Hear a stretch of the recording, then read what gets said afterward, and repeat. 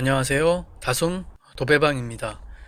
오늘은 방 한 개만 도배와 장판을 하는 현장을 소개를 해 드릴게요.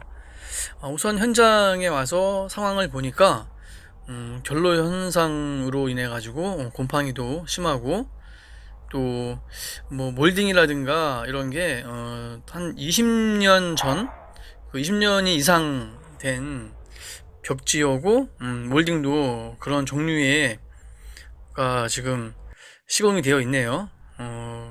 그리고 벽지 상태를 보니까 실크 벽지죠. 지난번 영상에서처럼 벽지와 벽지가 겹쳐지는 선이 안 보이죠. 예, 이런 식으로 시공한 벽지는 실크 벽지가 맞아요. 이게 그 실크 벽지인데도 시공한 지가 최소한 20년 이상 된 실크 벽지입니다. 이게 지금은 이런 종류의 실크 벽지는 안 나와요. 안 나오는데 예전에 도배한 지는 20년 이상 된 벽지고 벽지를 뜯어야 되는데 이런 식으로 벽지가 오래된 벽지들이라든가 그리고 지금 옛날에는 사실 부직포 시공 자체를 안 했어요. 그냥 붙여버렸죠. 벽지를 실크 벽지라고 해도 합지와 똑같은 방법으로 그냥 밀착 시공을 했죠. 그러다 보니까 이 벽지가 잘 안 떨어지는 그런 상황이 많아요. 요즘 벽지들이야 뭐 일반적으로 잘 떨어지지만 이런 식으로 20년 이상 된 실크 벽지, 더군다나 부직포가 당연히 시공이 안 되어 있으니까 그냥 시멘트 위에 밀착으로 붙여버렸죠. 그러니까 벽지가 잘 떨어지지가 않아요. 저런 식으로 조각조각 벽지가 떨어지죠. 그러니까 한 번에 그냥 요즘 실크 벽지처럼 한 폭을 뜯으면은 한 폭이 그냥 쫙 뜯어져야 금방금방 뜯는데 오늘 벽지는 그렇게 쉽게 뜯어지지가 않는 벽지입니다. 이런 식으로 벽지가 쉽게 뜯어지지 않으면은 사실 밑작업 시간이 심한 경우는 뭐 도배하는 시간보다도 오래 걸리는 경우도 있어요. 근데 뭐 오늘은 그 정도까지는 아니고 이게 이제 부분 벽지가 끊기니까 그래서 조금 시간이 걸릴 것 같아요. 사실 뭐 도배라는 게 이렇게 벽지 뜯는 것도 도배의 일부분이기 때문에 저 뜯는 것도 사실 기술이라면은 기술이에요. 왜냐면 벽지를 한쪽으로만 뜯으면은 안 뜯어지는 경우가 있어요. 예를 들면은 위에서 밑으로 뜯을 때 잘 안 뜯기는 경우라든가 이런 경우는 반대로 벽지를 뜯어볼 필요가 있어요. 그 반대라 그러면은 밑에서부터 위로 뜯는 경우죠. 반대로. 왜냐면 이 실크 도배라든가 이 벽지는 그 결이 있어요. 도배를 할 때. 그래서 그 결대로 벽지를 뜯어야 벽지가 잘 뜯어져요. 그 반대 방향으로 억지로 뜯다 보면은 벽지가 안 뜯어지는 경우가 많이 있어요. 그러니까 벽지를 제거할 때는 뭐 어느 한 방향으로만 꼭 하는 게 아니라 뭐 이쪽이 안 되면은 다른 쪽도 한번 뜯어보고 그런 식으로 벽지를 결을 찾아서 뜯는 방법이 있으니까 그 방법은 물론 뭐좀 벽지를 몇 번 뜯어보면은 일반적으로 쉽게 알 수가 있어요. 뭐 그게 특별한 아주 뭐 어려운 기술은 아니고 경험으로 이제 터득할 수 있는 거죠. 뜯다 보면은 이쪽이겠구나 저쪽이겠구나 그런 식으로 벽지를 방향을 바꿔가지고 안 뜯길 때는 뜯을 필요가 있습니다. 이렇게 오랜 세월 도배를 안 하게 되면은 이제 도배를 새로 할 때 몇 가지 고려할 사항이 있어요. 그 중에 뭐가 있냐면은 지금 이렇게 벽지를 다 뜯고 하잖아요. 물론 이제 이게 기존의 벽지가 합지였으면은 안 뜯고 했겠죠. 떠 있는 부분만 뜯어내고 도배를 했겠죠. 그래도 마찬가지지만은 도배를 오래 안 하게 되면은 새로 도배를 했을 때 색깔이 변해요. 그 이제 콘크리트 부분이라든가 이제 위에 지금 같은 오늘 현장은 천장이 서커보드가 아니라 합판이거든요. 하판 같은 경우에서 색깔이 이제 이물질이 나오다 보니까 색깔이 변하죠. 실크도 색깔이 변하는 거는 마찬가지예요. 지금 실크 벽지가 붙어 있지만 색깔이 많이 다 변해 있죠. 이런 식으로 벽지를 뜯고 하면은 이제 벽과의 그 차이가 별로 없기 때문에 새로 도배를 했을 때 벽지 색깔이 빨리 변할 수 있죠. 더 그렇지만 뭐 보통 합지라고 하더라도 한 7, 8년 정도 되면은 보통 도배를 새로 하시는 경우도 많이 있어요. 예, 그 이유는 색깔이 변하기 때문에 그런 이유로 도배를 많이 하시죠. 사는 집 같은 경우도. 그리고 오늘 이제 현장 같은 경우 보시면은 아까 그 벽에 금이 간 자국이 보이는 이유가 실크 도배를 하면서 벽이랑 띄우질 않았죠. 예, 벽이랑 띄우지 않았기 때문에 벽지가 그대로 찢어지는 거죠. 벽에 금이 가니까. 지금 보시다시피 벽에 저렇게 이제 금이 가는 경우가 사실 주택 같은 경우는 많이 있어요. 아파트보다는 이 주택이 이 뭐 어떤 콘크리트 두께라든가 뭐 단열이라든가 이런 게 아무래도 좀 취약하죠.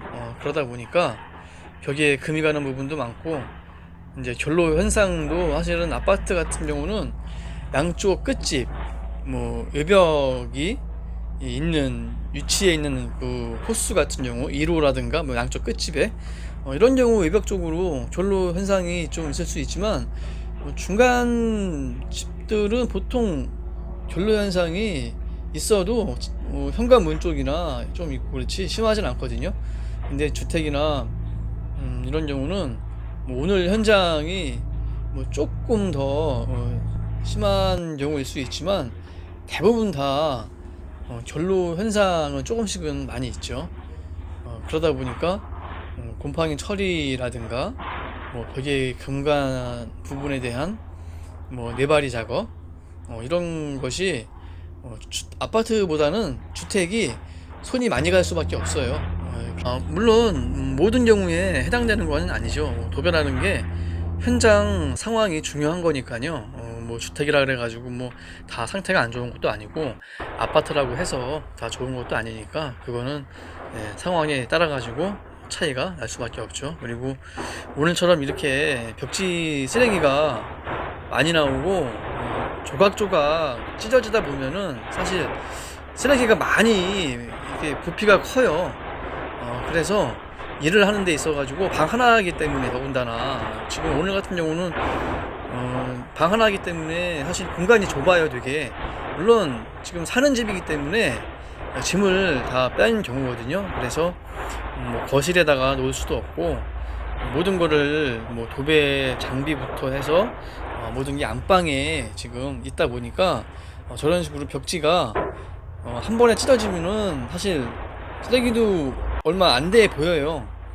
그냥 몇 개 집어넣으면 되니까. 근데 이제 오늘 현장처럼 벽지가 잘 안 뜯어지고 조각조각 이런 식으로 찢어지다 보면은 쓰레기가 많이 쌓이죠.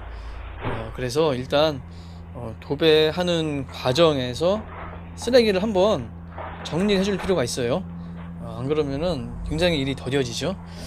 그리고 벽지 뜯는 게 이제 모두 끝났으면은 또 이제 그 밑작업 중에 중요한 게 저렇게 벽이 간 부분을 네바리 작업을 해줘야 돼요. 안 해주게 되면은 나중에 오늘 시공할 벽지가 소폭 합지거든요. 그러니까 뭐 부직포를 댄다거나 그런 밑작업은 이제 포함이 안 돼요. 그건 추가로 견적이 들어가냐 보니까 그렇기 때문에 뭐 부직포 작업을 할 수는 없는 거고 그냥 그렇다고 해서 그냥 도배를 하게 되면은 저렇게 벽이 이제 금이 간 부분은 저 금이 저대로 그냥 있으면은 뭐 그래도 좀 덜한데 저게 조금이라도 벌어진다거나 그러게 되면은 벽지는 자연스럽게 찢어지죠.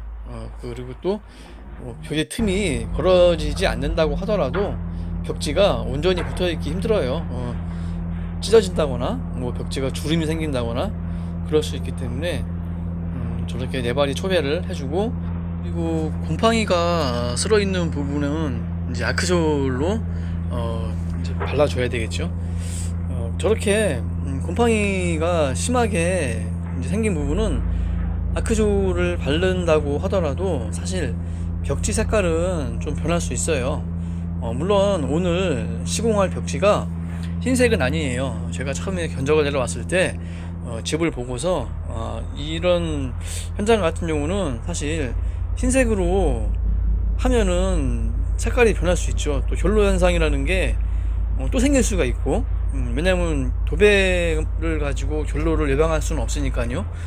결로 현상은 뭐 이제 집의 어떤 구조적인 문제이기 때문에 도배로 해결할 수 있는 문제는 아니죠. 그러면 또 색깔이 변할 테고. 그래서 오늘 시공할 벽지는 베이지색 벽지예요. 베이지색 벽지이기 때문에 그래도 색깔이 변한다고 하더라도 좀 표시가 좀 덜 낫죠. 신한 벽지 라미 베이지라는 벽지로 시공을 하고 풀칠도 해왔죠. 더군다나 뭐 사는 집이에요. 사실 오늘 현장이 사는 집인데 그 안방에 짐만 뺀 거예요. 안방에 짐만 빼놓은 상태이기 때문에 거실에도 짐이 많이 있어요. 그래서 뭐 거실에 물건을 놓을 수 있는 상태도 아니고, 그렇다고 풀기계를 가져올 상황도 아니고, 또 풀칠을 하자니 또 시간도 좀 오래 걸리고 해서 이렇게 방 하나 하는 경우는 보통 풀칠을 견적을 내려왔기 때문에 견적을 내려오면서 치수를 재가지고 벽지를 미리 다 뽑아오죠. 그리고 오늘 현장에 이 몰딩이 사실 옛날 몰딩이에요. 지금 이런 몰딩은 안 하는데, 그래서 그 칼질하기가 굉장히 어려운 몰딩이에요. 왜냐면은 옛날 몰딩은 콘크리트 가루가 많이 묻어 있어요. 그래서 그 막칼질이라고 해서 몰딩을 안 되고 그냥 그 몰딩 끝선에 벽지를 맞춰 가지고 그냥 자르는 그런 막칼질로 오늘 마감을 이제 몰딩을 마감을 짓는 거거든요. 그 이유가 뭐냐면은 이 옛날에 그 집을 짓는 시공 방법은 사실 지금 같지 않았죠. 지금처럼 집을 다 짓고 몰딩을 대는 게 아니라 몰딩을 대고서 그 위에다가 그 이제 시멘트로 마감을 짓는 거죠.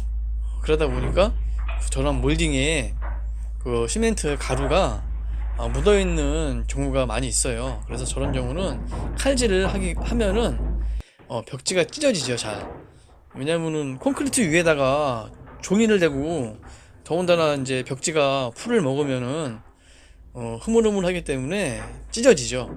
칼을 살짝만 이렇게 지나가도.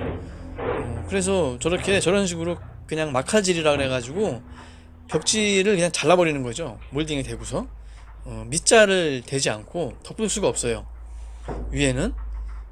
그리고 이제 밑에는 벽을 도배할 때는 그 벽이 몰딩하고 틈새가 좀 있기 때문에 뭐 어쩔 수 없이 밑자를 대고 밑에는 벽을 붙일 때는 이제 잘라야죠. 하지만 천정은 차이가 없어요. 몰딩 그 합판하고 몰딩하고 틈이 없어요. 잘 붙어 있기 때문에 저런 이제 막칼질이 가능하죠. 그리고 오늘 벽은 순서가 왼쪽에서 오른쪽으로 나가죠. 그 아까 지금 보신 것처럼 문 틀을 칼을 대고 자를 수가 없어요. 그러니까 문 틀을 저렇게 처음 벽지를 붙이면서 맞춰주는 거예요. 문 틀을 맞추고 이제 우측으로 벽지를 붙이면서 나가는 거죠. 저게 만약에 반대로 우측부터 좌측으로 가다 보면은 마지막에 칼질을 할 수가 없죠. 물론 이제 하는 방법이 있기는 해요. 있기는 하지만 그 방법은 너무 더디니까 그렇게 시간을 뺏길 필요는 없죠. 이렇게 뭐 방법이 있으니까요. 굳이 방법이 있는데 뭐 어려운 방법을 쓸 필요가 없어요. 하지만 뭐 나중에 기회가 되면은 뭐 소개를 해드릴 텐데, 뭐 부득이하게 현장 여건상 우측에서 좌측으로 도배를 하다가 저 문에서 마감을 해야 된다. 또 그럴 때는 또 방법이 있기는 해요. 물론 있기는 한데 그 방법보다는 지금 이런 식으로 그냥 좌측에서 첫 번째 벽지를 맞추고 나가는 게 사실 편하죠. 그리고 이제 선정 벽지와는 다르게 벽은 저렇게 몰딩이 되고 칼질을 하죠. 근데 이제 칼질이 잘 안 돼요. 저렇게 벽지가 남죠. 찢어지지가 않고 잘. 그 이유는 몰딩에 콘크리트 가루가 묻어가지고 그 면 자체가 울퉁불퉁해서 칼이 잘 안 먹어서 저렇게 벽지가 찢어지는 경우가 많아요. 그리고 저렇게 창문 밑에를 시공을 할 때는 벽지를 재단을 할 때 일자로 딱 해가지고 맞춰서 벽지를 붙이면은 칼질할 필요도 없고 수월하죠. 이런 식으로 도배는 이제 마감을 짓고 장판을 깔아야 되는데 오늘 바닥 상태는 뭐 예전에 뭐 습기가 좀 있어가지고 결로 현상 때문에 그렇겠죠. 이렇게 결로 현상으로 인해서 곰팡이가 있는 경우는 최대한 제거를 해야 돼요. 제거를 하고 시공을 해야 됩니다. 그리고 장판은 LG 장판으로 시공을 했고 오늘 이렇게 방 하나지만 현장 상황에 따라 가지고 굉장히 뭐 오랜 시간이 걸리는 경우도 있기도 해요. 예, 오늘 시청해 주셔서 예, 감사합니다.